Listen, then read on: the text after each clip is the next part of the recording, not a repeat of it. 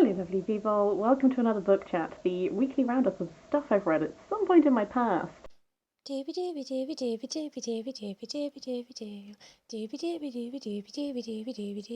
Vlogs. I have 4 things to talk about this week. Shall we dive into it? I'm going to kick things off with Runemarks by Joanne M. Harris. This is the first book in Joanne M. Harris's Norse mythology inspired series. I have been lent this whole series by my mum, and I probably wouldn't have picked it up if she hadn't lent it to me, but I'm really glad she did, only because I read the Gospel of Loki about a year or 2 ago now. I did a standalone video review, I will link it down below in case you want to watch that, and my essential feelings were, I thought it was fine, I didn't super love Loki's tone, it was very like, I'm so witty and funny, and I was like, you know? But then equally, the story of that was very much the stories that are told in, like, the Poetic Edda, which at the time I had just read two different translations of, so I was, like, so familiar with them. So I was like, this retelling version isn't really working for me. So I had very mixed feelings, and it kind of put me off this series. Joanne M. Harris is someone that I did want to read more of, though, because I really like Chocolat, and also Charlie at Charles Heathcote sings her praises so much. So I was like, I want to read more, but I actually had such a good time with this book. I initially thought we were like just posited within like a certain historical time period, and then it becomes apparent that actually no, this is like a fantasy world. And we follow this girl called Maddie, and she's born with a rune mark on her. So a rune mark is like the mark of a rune on you, and most people are born with them and they're broken somehow, but Maddie's is intact. And in the town that she grows up in, this sort of marks her out as other, and she's treated with a lot of suspicion and stuff like this. When she's a child, she meets this traveller called One Eye, who sort of takes her under his wing and, like, that sort of thing. Now, if you are familiar with Norse mythology, you might be like, oh, One Eye, got some theories about you. As this book goes on, essentially, Maddie ends up involved in this massive, overarching sort of thing. She meets Loki, the trickster, and she sort of realizes these powers that she has that her rune mark gives her, and it sort of develops into this real, like, clash where it's like order versus chaos, but then there's like a lot of other things going on underneath. And I have to say that I just got so swept up into this. I had such a good time. Maddie was a really great, like, window into this world, but also the perspectives in this change. Some people might find they change too much. I can definitely see that. And if that was your experience reading, I can definitely understand that, because oftentimes in, like, the same scene, you just switch perspective a lot of times. So I can see that that would bother some people. It didn't bother me because, I don't know, I felt like we built up to a point where we had like a real rolling momentum, and then it just sort of like kept on going. And so there were a lot of reveals in this which I really enjoyed. So if you're a fan of Norse mythology and mythology inspired stories, I thought that this was a really good one. There's a second book in this. So the way that the series works, to my understanding, is there's Runemarks, there's a second book which sort of closes off this story. Then there's the Gospel of Loki, which in many ways can stand on its own, and then there's the Testaments of Loki, which my mum has said is good to read after the Gospel of Loki because it sort of informs it, but also technically could kind of stand on its own too. So this is a series that I will definitely be continuing with. It's one that I just had a really fun time with. It's definitely made me want to go and explore more Joanne M. Harris, which I think my mum has more of, so it will be coming up. After that is a book I read on my Kindle. That was Gay Pride and Prejudice by Kate Christie and Jane Austen.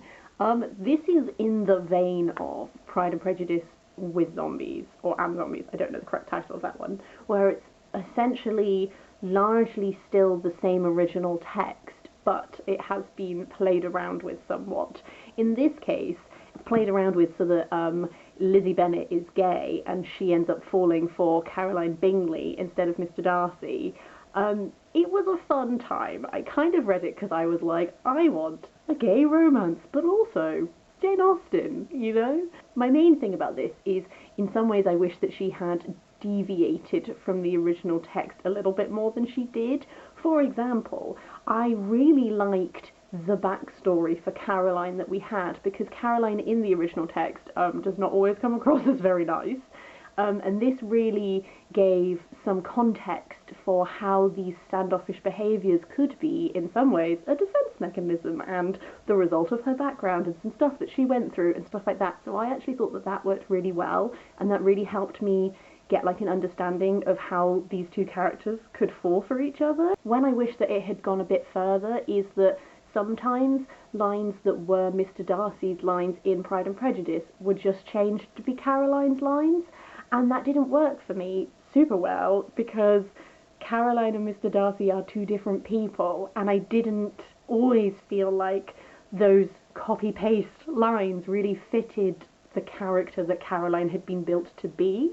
On the other hand, I very much understand that sort of the motivation for writing this was just like, gay people can have beautiful romance stories too, which I fully respect, and so like the deep romanticism of some of these lines, just putting them in a female-female context, like I do understand that like sometimes you just want that, and you're like, I just want those romantic bits, but they're with girls, so I get that. It's just like from a characterization point of view, I didn't always feel like some of those worked super well. I did really enjoy the way that it all wrapped up and concluded because it kind of says from the outset that like it's gonna end quite similarly, but like with some key differences, and I really enjoyed the way that that all worked out. One thing that I did find is that it really made me reassess Lizzie's dad, and I don't know how much of that is, I haven't reread Pride and Prejudice in a while, because I remember the first time reading it, I quite liked the relationship between Lizzie and her dad, but in this one, bearing in mind that a lot of it is the original text, but it's just changed slightly, I felt like Lizzie's dad was really mean to like, I know that Lizzie's mum is, you know, we all recognise the issues with her mother. I just felt like her dad was kind of really horrible to everyone who wasn't Lizzie.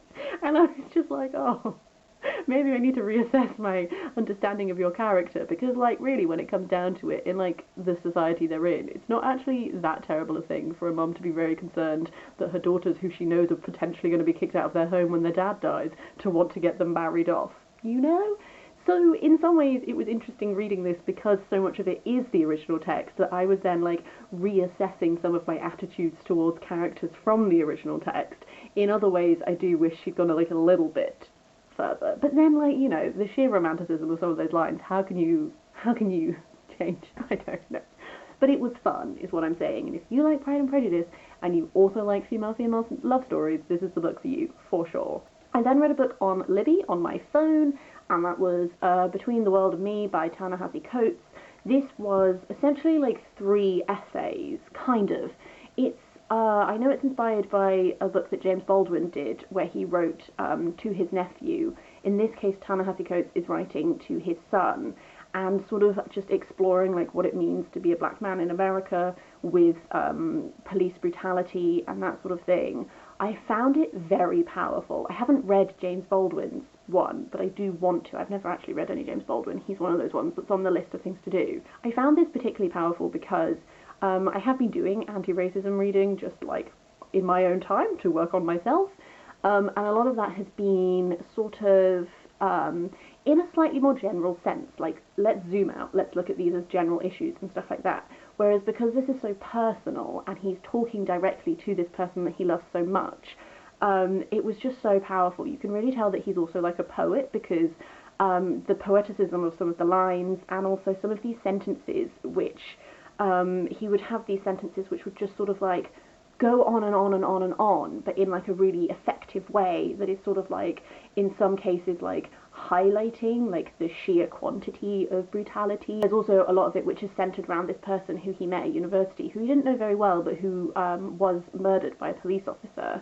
And in some ways this like sentences that ran on and on and on kind of reminded me of like this like all of the potential of life that was then cut short, you know? It just felt like he also did a really good job of sort of looking at the ways in which his experiences, given the time that he grew up in, will be different from the experiences that his son is having, but what are the things that remain the same throughout them, and that sort of thing. I don't know, there's so much more to unpack from that text for something that is so short. I feel like he covers so much in such a powerful way. I just thought it was immensely well written, and I thought it was really great. To move back onto some fiction, I also read The Second Sleep by Robert Harris. This was lent to me by my dad. Can we tell that I'm working through the books that have been lent to me by my parents? Yeah.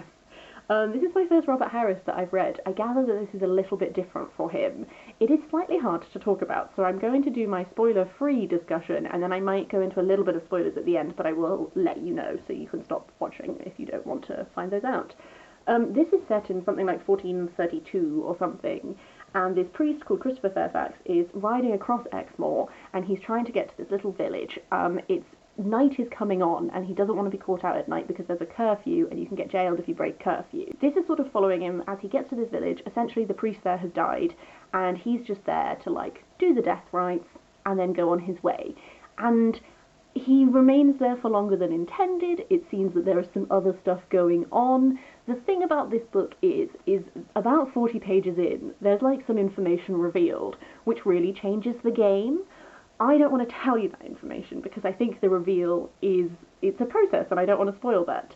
So I will say in broad terms, I thought that the initial part of this, it takes its time, it's a little bit slow, but in a way that's sort of rooting you in character, rooting you in place, and sort of revealing little things. So you'll try to piece things together somewhat. I became aware about halfway through this that for me, this would hinge upon how good the ending was. And some parts of the ending worked for me and other parts didn't. So I ended up giving this a 3 out of 5 stars. To do it in a spoiler-free manner, the pace towards the end rapidly changes. I felt like some characters that I had previously felt like I really had quite a good handle on, I felt like some of them started acting in these ways that were quite impulsive, and it kind of just seemed like it was done in order to create, like, antagonism between some people. I don't know, I felt like you could have kept the slight hint of antagonism under the surface without just going full boom. So the end got a little bit melodramatic at times. I felt like you could have removed like 1 or 2 elements and it probably still would have worked for me.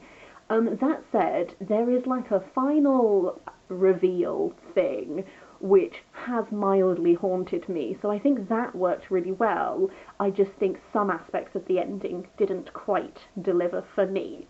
At this point, if you don't want to know any spoilers, please stop watching. If you have read this, or even if you just want to know the spoilers, you can continue, okay?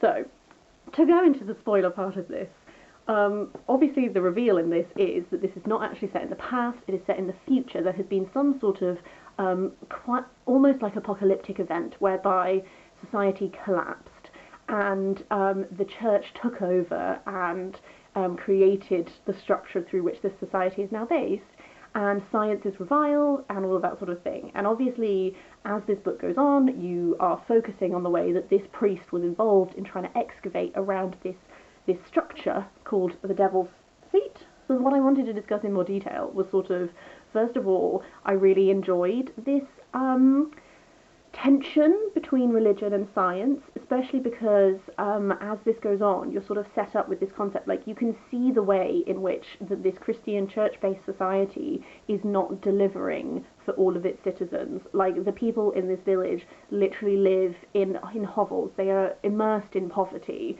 they are controlled by dependency upon the guy who owns the mill. Like this is not a society that is in like a good shape.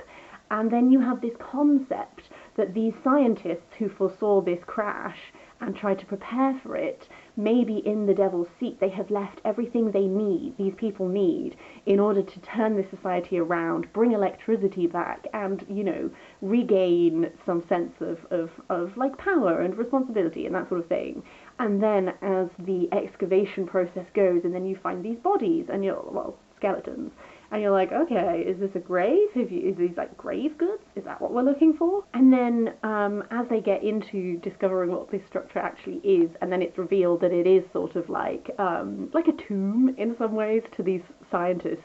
In some ways, the reveal that like this structure is just a tomb. There are not scientific marvels in here that are going to help the society. It's just an empty like tomb to these people. In some ways I was like, oh, is that it? But the bit that haunts me is the reveal that all of these skeletons they've been finding were the original inhabitants of the village who were murdered by these scientists, because the more I think about it, the more it kind of haunts me that we've spent this whole book expecting these scientists to have created like this this like golden tomb that's full of everything these people will need, and then actually what you discover is that they didn't have a plan that was based in any way around saving resources and stuff. They literally just massacred a village and stole their lives, not just through killing them, but through literally taking their place and taking their village for their own, and that's how they guaranteed their survival. And that aspect haunts me, especially when you take into account this like tension between like this religion-based society and then these scientists, and really like neither way is good. Neither of these things are good outcomes. So I'm like, are we supposed to be like, maybe let's find a middle ground, or is it just like humanity is terrible? I don't know. So I was initially like not disappointed, but I was initially like a little bit underwhelmed, and I was like, oh, because it all gets very melodramatic, and then when like the bishop appears and all this stuff, and I was like, I don't even feel like I need this guy to be here. I feel like the whole thing could just be collapsing, and it's their hubris that kills them in the end, you know?